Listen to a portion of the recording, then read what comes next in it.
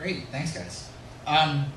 So I want to talk a little bit about the people that are showing up, and we're going to break this up again into the space owners, operators, and sort of the observer, researcher, involvement crew.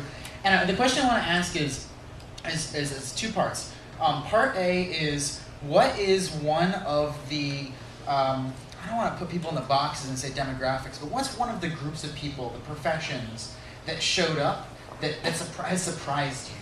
And then the sort of inverse of that question is, what is a group of people that you're interested in showing up that you haven't been able to reach yet?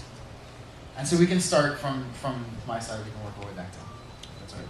Yeah. Some of the most surprising and interesting groups have been nonprofits.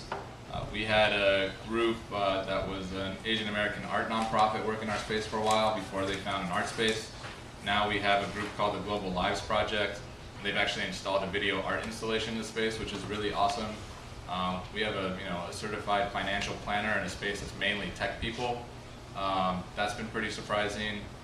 In terms of more traditional types of people that we want coming in,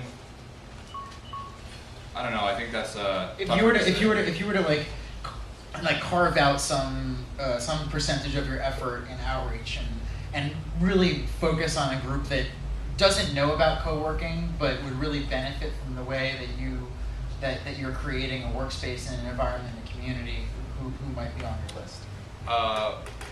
Food cart vendors. We've actually had some start reaching out to us recently, and these are people who have small businesses, use things like Square. They themselves are a community. It's really big here. It's really big in San Francisco. It's growing.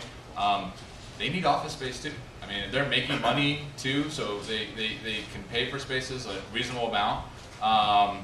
And so now we have food trucks coming once a month to Parasoma, and we're trying to bring them into the community in other ways too, and say, this is a place for you to meet people too who you could work with, and think in other ways about your business that you might not have thought of before. And food's delicious. I concur. It seems obvious now, but 9 months ago, my most surprising members were remote workers. I never reached out to them. I never mentioned them in any of my SEO efforts. And yeah, so now remote workers make up about 1/3 of my membership, and a lot of them are international companies, which also was a surprise. Group I would most like to convince to try co-working is hardcore stay-at-home moms, like moms who really believe that they should be the primary and only caregiver of their children. We have a couple of moms at Cohere, and the moms get real relief when they find co-working and actually give their children to other people to watch, even if it's just a half a day a week or one day a month. But I would love to provide relief to hardcore stay-at-home moms. That's great.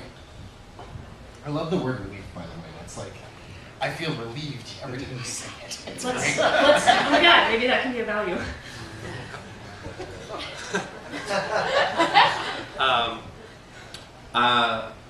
I actually think it's more fun to think about like